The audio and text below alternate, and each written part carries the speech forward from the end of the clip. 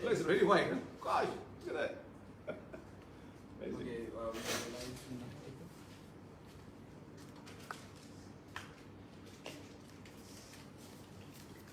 Go to Facebook. Go to Facebook. We have a chat with you. Go to BJRA. Okay. Yeah. Hello and good morning, everyone. My name is Farhan Rais, and I was born here in Bukit Jotong. I've lived my life here for around 18 years. And today I'm here with, well, actually during my time here in Bukit Jotong, I've contributed in a few events which Bukit Jotong organizes. And today I'm here with the president of BJRA, Ariffin. Buranudeen. Okay, no problem. It's a long name. So. Yeah, that's alright. So first off, we'll start with an introduction from Ariffin. Oh, okay, right. Okay, then morning Farhan and good morning listeners. Listeners, I understand this is an FB live for Bukit Jotong residents. This is my first time. I must share with everyone. My first time going FB live. So I feel like I'm on a radio show. But I've got a feeling I'm going to enjoy it. So okay, so I think the first thing I'll do is to start with myself. A very, very short introduction. My name is Ariffin Buranudeen, a bit long, but nonetheless, I've been memorable because once you get it right, you'll remember it for life, I'm sure. So I've been here since the year 2000, so 21 years in Bukit Jotong. I first started off in Cuba, stayed in Cuba, and then I moved to another area called Mihrab. At the time when I came in 2000, only Cuba was built at that time. So basically, BJ was basically Cuba and the rest of the Guthrie infra. But anyway, so 21 years in BJ. I love it. So I love it. Still haven't let's say my love for BJ or roots in BJ still has not diminished. And later I'll be talking about why that's the case. And essentially, it's because basically because of the people. Because I think the soul, and I must say that the soul of any community, of any township, is its people and residents and the community. That's the heart and the soul of the community. No heart, no soul, then you don't have a community. So I think that this is where we'll come to later. But anyway, so before I go any further, I just want to wish everyone, since it's still in that mood. I want to wish everyone a very happy New Year. Very happy New Year 2022. Lots of twos there, so hopefully a lot of good things that are going to happen. Repetitive good things. I also want to wish our Hindu friends a happy Thaipusam, which is next week, coming up the next couple of days. And in fact, in 2 weeks' time, also to wish our Chinese friends Gongxi Fachai. So we have 3 kind of celebrations in a short period. So I think we're going to start off 2022 on a very happy and exciting note. Right, Farhan? Yeah, inshallah. Okay, so basically, to what you have said, Bukit Jotong has revolved around Jalan Kubah, right? So in the past 20 years, what has BJRA what have they done since then? What are the events that they have done to bring the community together? Okay, so thank you once again, Farhan. So I just want to just mention, I'll be since there's so many things happening, I'll be glancing at some notes once in a while. So hope you guys don't mind. Just memory is getting a bit at this age now. I should also mention that I arrived in Bukit Jotong at 40 plus, and I'm 20 years later now. So back to the question now. So BJRA, Bukit Jotong, as I mentioned, was Cuba in the year 2000. BJRA was formed in 2001, so 1 year later. So BJRA has been around for 20 years in BJ, Bukit Jotong. I think the one thing I must mention from the start is that BJ was kept alive and I would say vibrant and active since the year 2001. Totally because of the volunteers that raised their hands to serve the community. So at the time we had maybe about 10 people on the committee, and some of the names, some of the people that started in 2001 are still serving the community through BJRA. So I think this is a fantastic it's a fantastic testimonial of the kind of people that we have living in BJ.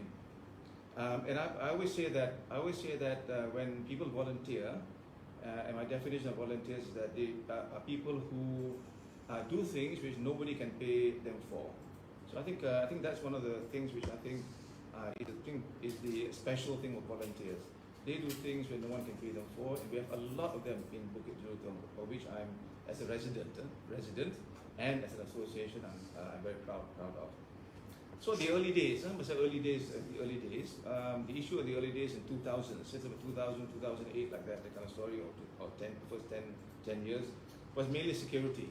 And this was because Bukit Jelutong was being built. So from Kuba, then came Serambi, came Mingrak, Menara, and Adang, and I think many of you will know, down to all the shopping complexes, Di Puncak, Titian, etc., etc. So and also a Legenda as well, also expanded there as well. So in a kind of like, to put it in a short, at fast forward, everything was done by within 15 years, I think, 10, 15 years. 10 years maybe, I think, basically.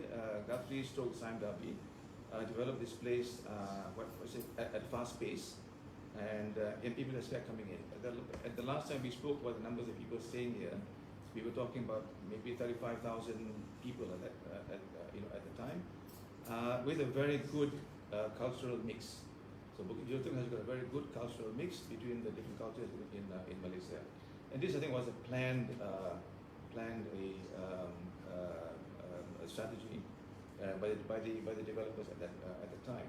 So security, I think, was the early situation those days. And in terms of activities, if I may, activities, yeah. So if I may continue. So in terms of activities in the early days, because we wanted to bring the residents together, we did a couple of events in the first 5, 6 years. We worked very closely with the residents at that time, and also with the developer. At the time, the developer was Guthrie. Initially, it was Guthrie, then came Sime Darby. But we worked very closely with them to come up with carnivals, with community carnivals. Carnivals where you have there's like fun fairs and and events and stalls and stuff like that. I think we organized about 4 or 5 carnivals at the time.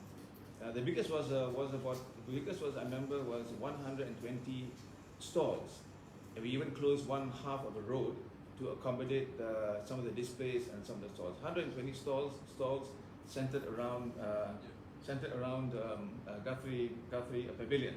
That was fantastic, and I think there was a lot. There was maybe I think at that time we were talking about 1,500, 2,000 people that came to us. But anyway, the community, the carnivals were meant to bring people together, bring residents together, have them to come in contact with each other, and many of the stalls were actually operated by the residents, by the residents now.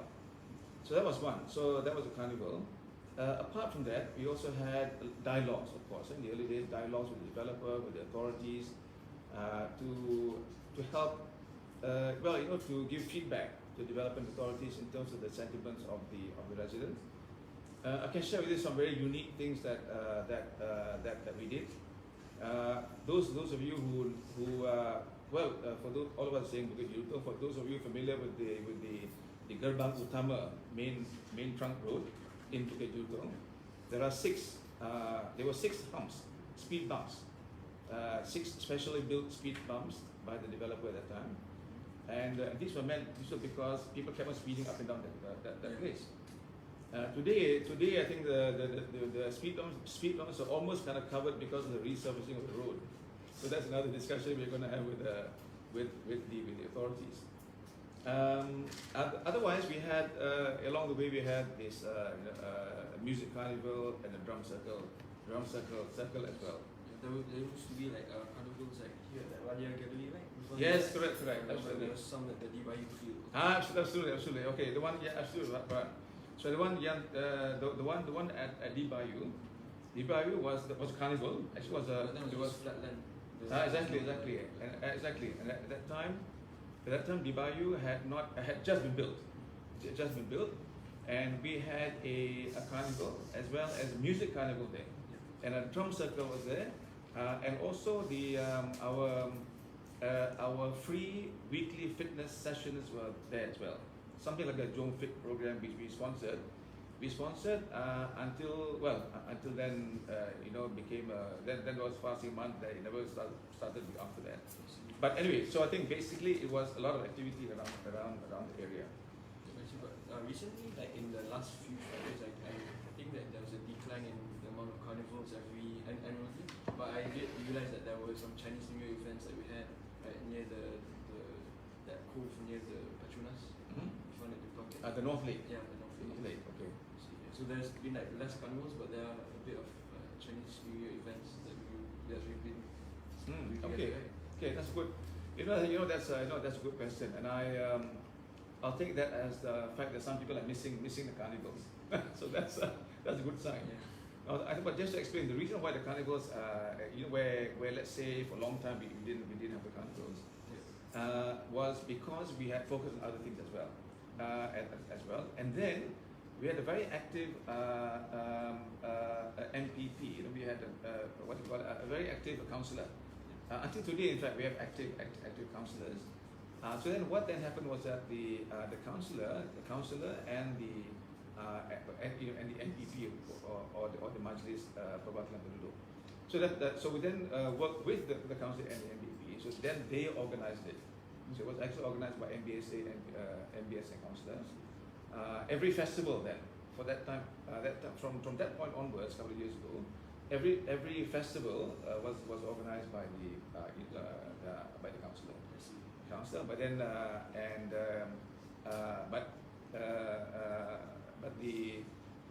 the participants in these events were basically obviously all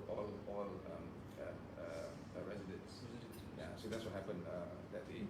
And today, I think if you ask me whether we would hold a carnival again, we might.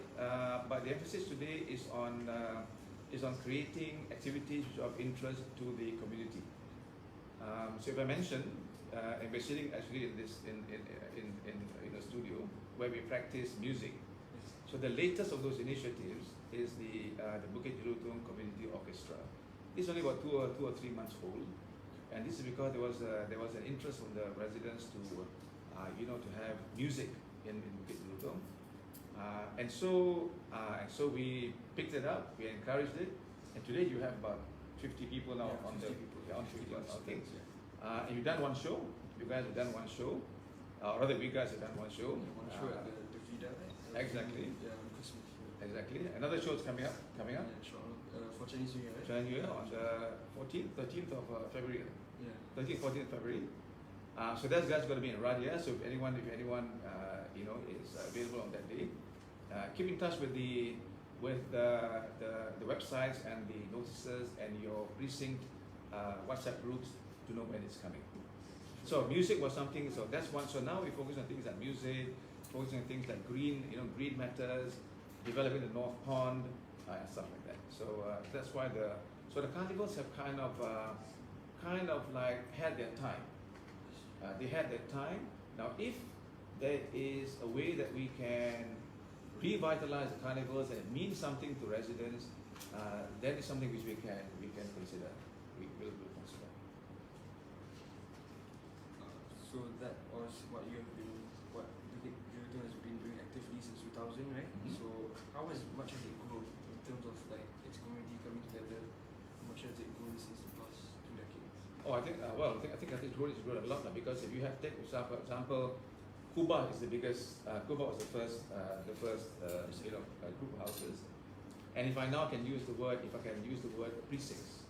So precinct is and the way that the developer developed Bukit Jelutong was to develop it in kind of like little small islands, like housing islands, if you want to put it this way. Yeah? So that meant, of course, that it was easy to form resident committees. And so we call them precincts. They're not officially called precincts, but we just call them precincts just to identify that there are different housing islands or groups. So if I come back to your question, if let's say if before we started with one precinct, which is Kuba was the first precinct, we now have around 26 precincts or 26 housing groups. or In housing, Bukit Jetong. yes, Oh, in the good areas. So there's 26 now, so you can see how how much the housing, the housing numbers have grown. So it's good. So it has grown very big in terms of the and also you can also, of course, as you know, the apartment houses. There are more and more retail outlets also up here. So that also makes it a place that's exciting to live in. And I must say that Bukit Jetong, I must also add that Bukit Jetong it's got everything that you need in your everyday living, shall we say. You've got everything you need here, from supermarkets to retail shops to clinics to dentists to grocery stores. to restaurants, and all manner of restaurants, from Japanese to Syrian to Malay to Chinese and to so the whole world. So I think there's actually Bukit Jetong, if you look at it from that point of view, it's grown big in terms of numbers of residents. It's also grown complete, if I may say so, in terms of facilities. So rather quite well, I must say quite well planned, township. So Legenda over there, is it considered part of Bukit Jetong's residence? Yes, of course, yes. So now they're expanding now, right? I see that there's more houses being developed closer to Sansuya. Okay. Legenda is into one area, but because, like I said, that's actually one housing area, if you put it this way. But because of the number of houses, and because they're able to segment the area into, let's say, two parts. So you have Legenda 1 and Legenda 2, and it's basically separated by a river that runs between the two areas. The development that you're talking about is actually a new development. And I must maybe just mention also one thing about that development, if I may, and also Dibayu. In both cases, Dibayu and that development. In the case of Dibayu was meant to be, you may not be aware of this, but Dibayu was meant to be a six-story. Excuse me. A 6-story. Sorry. Premise. Yeah. So Dibayu was meant to be a six-story office block. Imagine a six-story block. That was what Dibayu was supposed to have been. But then we said that this was not required in BJ, and it was too close at houses and blah blah, etc. So we then organized a meeting with the developer at that time, with the residents surrounding that development, and the developer kindly agreed to revise their plans, and then put Dibayu as retail shops now. Otherwise, it would have been an office block. So that's one. The other thing is that the development that you mentioned in Legenda, the new development, housing. That's actually not housing, but that was meant to be a I think it was 12 or 13-story townhouses. It was meant to be actually apartments. Oh, I see. Yeah. In that area. Yes, but at that time, of course, the concern was that it would be too congested because of traffic and and stuff around the area. So then the Legenda, so between Legenda residents, the councillor and the association, we then discussed with the developer, and the result is that again the area was revised. The plan was revised into houses. So there are also those things that are also happening in the background in terms of the association and its partners. So Bukit Jetong now is been growing more in terms of population too. Yes, it has, because if you take again the one to the 26 precincts. So it has grown. It has grown a lot. If I may also mention, Farhan, about the intervention that RA has also made with together with the residents. So let's say two or three notable things was that in the early days we used to have 9 farmers farming ducks and goats and milk farm as well at the TNB land near to Jelutong Heights.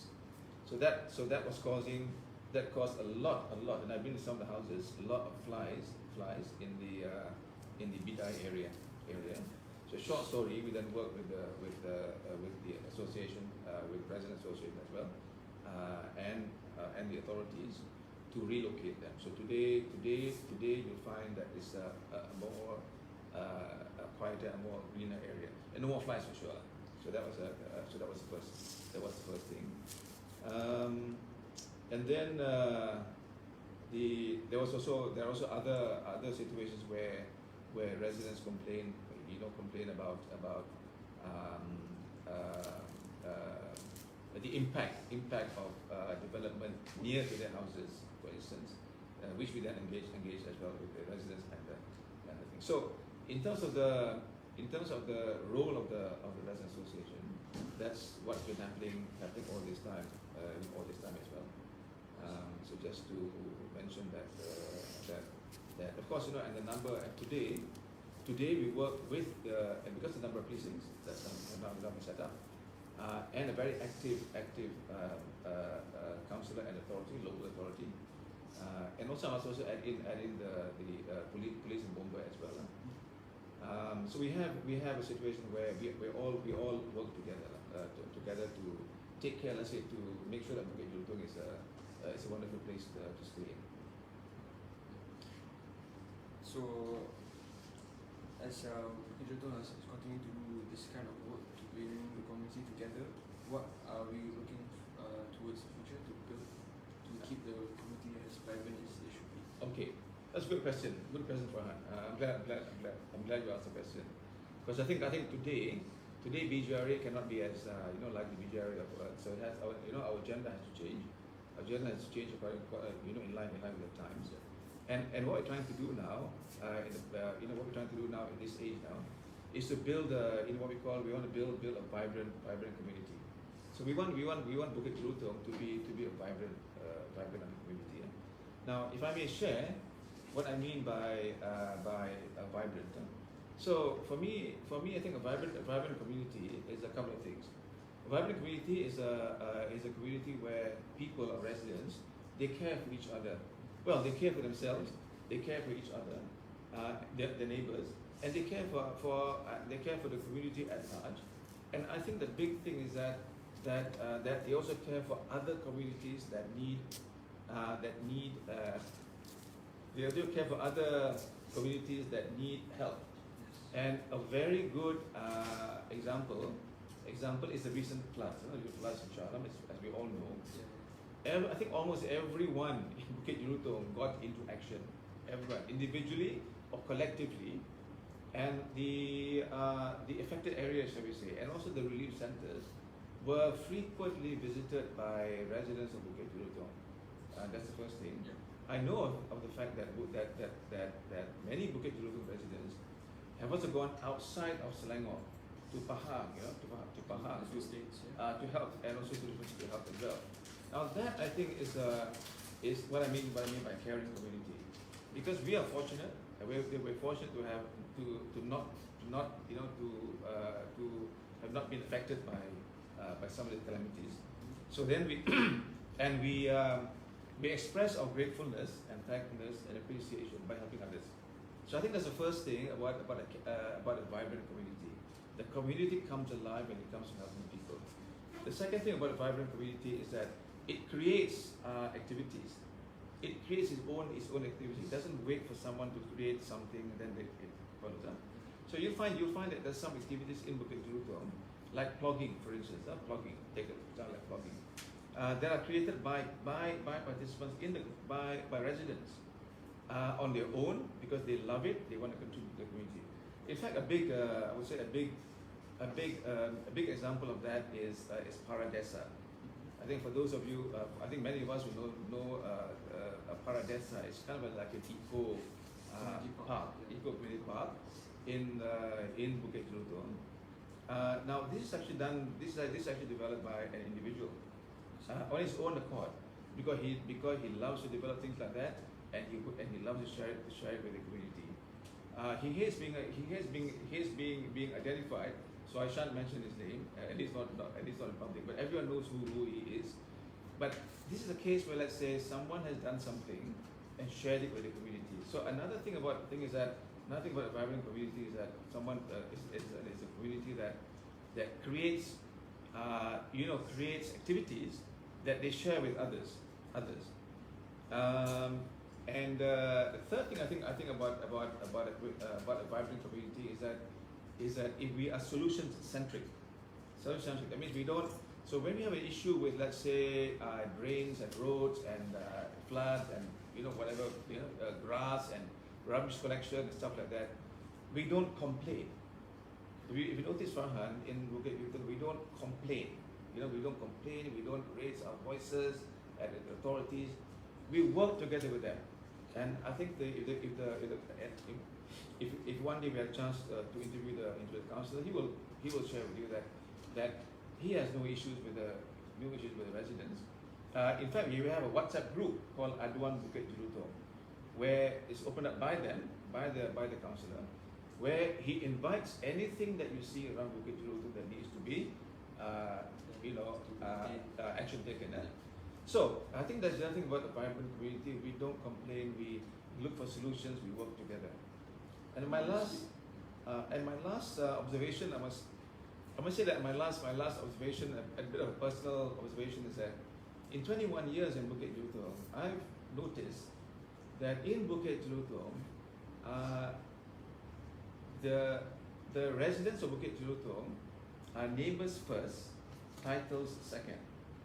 So I don't know whether you notice that or not in your own interaction. But of course I've got a lot of interactions with people staying here. You don't even know whether he's a Tan Sri or a Dato Sri or Dato sometimes. And they go along as neighbours. We're talking as neighbours in Bukit Jelutong. I think that one I salute. That I have to salute because I think that's the spirit of a vibrant community. We're here. I'm here for you. Let's do things together. We're not interested in who's where and this and that. But if I can help you, I will. And leverage on who I know and. So I think that is one of the signs that I see of. So in terms of a vibrant community, that's what we're gonna work for. So a vibrant community to you means like the people who are within the community work together harmoniously. Yeah. Together without complaining. Yes, they live together. They work together. They are together. They are together in anything that affects themselves or their community or even people outside. So that's as I mentioned earlier. So I think it's and then I think it's I don't know, but Bukit Jelutong is not such a small area. It's not it's not the largest, but it's not small either. And there are about I think there must be about 30,000 people here. But yet people communicate with each other because of WhatsApps and Facebooks and IGs and they know what's happening. And there are people that drive certain activities like we have the BJ Rangers. And the BJ Rangers, they drive security, and this is every precinct has a rep on that WhatsApp group, and they drive security matters. And as you know, Farhan, we have the BJ. I was talking the BJ Rangers. Now I talk about the BJ Green Rangers. So we have the Green Rangers as well that drive the green agenda in Bukit Jelutong. And they do, and the activities that they've done is such things like plant exchange. Plant exchange is a big thing for them, where plants are given away free. But they've also done things like tree tagging. So they tag trees. They've done plugging. Pick up rubbish while logging. And they have raised issues like clogged drains and trees need to be replaced and etc. stuff like that. So we have another group called the Green Rangers that also takes care of that agenda. So I think I think it's this whole place is alive with people and activity. I mean that's something which we can be proud of. So there are like thousands of residents here in Bukit Jelutong. So hopefully in this 2022, what are you hoping for us to do together? What activities are you looking forward to? Okay, so just maybe just add on that one of the things that is also active in Bukit Jelutong is the recycling center. I forgot to mention that, and I should mention the fact that the recycling center plays a big part in the green agenda. And for this, I think we have to thank the surgery group who have been very active in this. In fact, they operated under a tree about 15 years ago, until we then once again together with the authority, opened up the recycling center, and they're active until today. And so I think BJ has that as well. But to answer your question, in terms of moving forwards, I think for me we will have three priorities. Three priorities. The first thing is to continue developing a vibrant community, and the vibrant community, what it means and what it does, we described before this. So I think we have to continue that. There's always a better level that we can aspire towards. A better degree of cooperation, collaboration, a better degree of friendship, a better degree of coming together, working together, being together, and things like that. There's always a better degree. So that's the first thing we're gonna do. The second thing we want to, and I think this is a big agenda that we have to look at. The young. We have to get people as young as yourself, your age group, Gen Y and Z. We have to get, because I think a lot of active now, more than a few active people are now of the baby boomer era. So the association, I think, has to get the younger crowd to come into the association and take a sense of and develop a sense of being able to do something within a community of all ages, shall we say, and have the confidence to do that. So the second thing we want to do now is to bring in the young, and have them be more active in community affairs. And I think this is also a good form of developing leadership. So if you can manage what you do in a community, it gives you training in terms of how you can manage working with a team in companies that you will now work for or will later work for. So this is the thing. The third thing which we like to do is to make BJ a model for a vibrant community.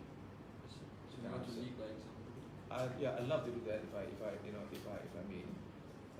If we can do it as a group, and I'll give you an example. Give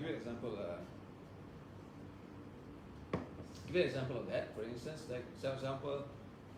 the world is now going. The world is now putting the green agenda as a top priority. And I think we all know what effect nature can have. There seems to be like technical issues where our mic might not be working. Is it working better now?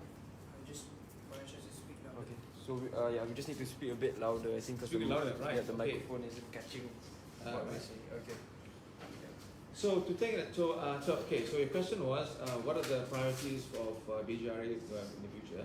So the first priority I mentioned just now was to continue developing a vibrant community. The second one was to encourage the young to sign up, encourage the young to join, encourage the young to move things in BJ. The third one was to make BJ a model community, and I'll give you an example for others to follow. And I'll give you an example. The world's agenda is now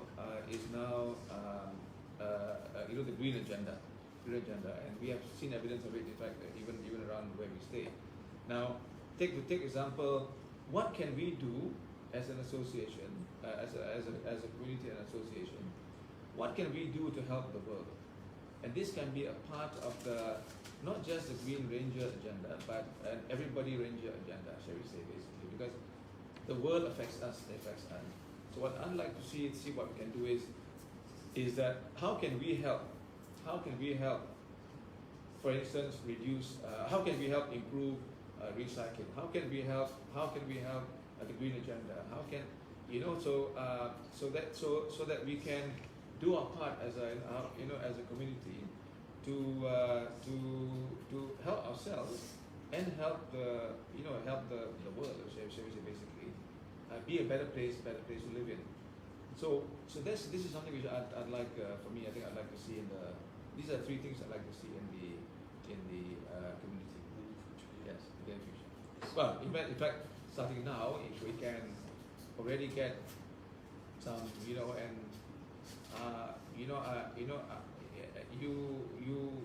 you may be aware of one agenda. We had one activity. We had a pitching competition earlier, and a young man and three young people won. Let's say won 1 hour award. So we say basically, one of them spoke about global warming. Yeah, and for instance, so if I can give us some exposure into global warming and into an activity where you can do something about it, that would be something which we would like as well. That's just an example where we want to see how can we help the world as a community, no matter how small it is. Even if we do one small thing, but you see, 1,000 people that do a small thing is 1,000 small things that add up to something big. Yeah, so I think that's how we want to do it. So those are three things that we want to do in the next 3 months. Yeah. So I guess is that all what you have to say, or do you still have? Well, I think if I can sum up the session, I'm proud. I'm proud of the fact that a lot of things have happened in BJRA since BJRA was first established. And all of this boils down to the people that live here. Yeah, the people that live here, who live here, like I said, for themselves, and also for their neighbors and for the communities.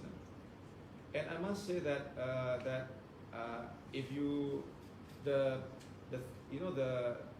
things that have been done over the past 20 years in Bukit Julutong, the activities and the interactions and just the events, things that have been done over the past 20 years, is too many to list down. And I gave a lot of examples earlier, but there are a lot of other things also that are happening and that have happened.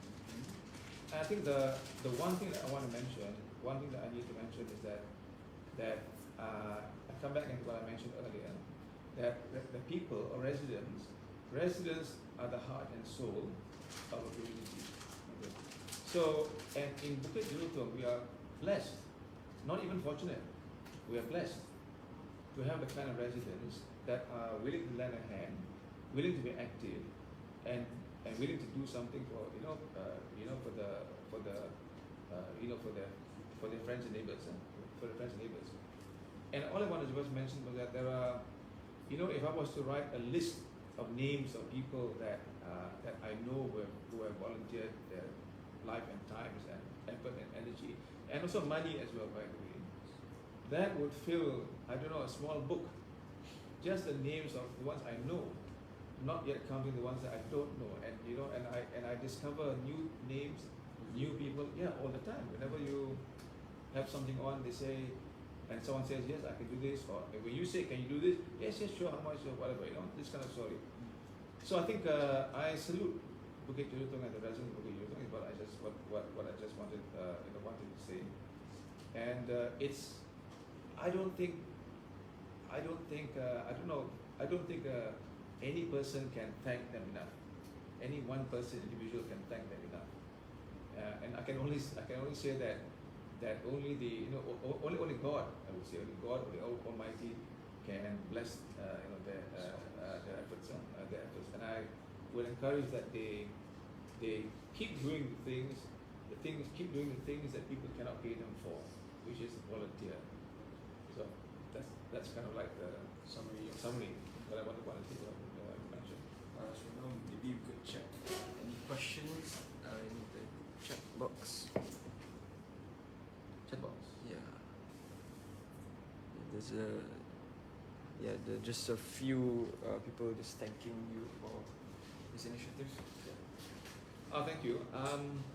If I may also just add on this during the I should also mention that during the pandemic, the last 2 years pandemic, we were still active in the pandemic, although we could not meet face to face. But over the past 6 months, 7 months ago, we started a monthly personal development courses, or rather, I want to say personal development talks. We started this about 6 months ago, and a committee member, Aisha, has very actively put this together. So we had many subjects over the past 6-7 months. This is another one. So this year in 2022, we will have monthly interviews, and interviews with various personalities in Bukit Jelutong. So I just happen to be the first, but I'm not the last one. So I know for a fact that the committee has lined up other people that can share their experience as well, and I think this can only enrich the community, because the more you share, the more you care, but the more you learn and be aware as well. So anyway, so for that, and that's just to say thank you to those who've thanked us, and I can assure you we will continue doing our best for you. Inshallah. For that, yeah. So I guess that will conclude our session today. Thank you you for your time, Thank you. Ariffin, and thank you for your plan for us together in the near future, inshallah. Thank you. And I'll see you another time, inshallah. All right, thank you. Thanks, Farhan. Thanks, guys. See you again.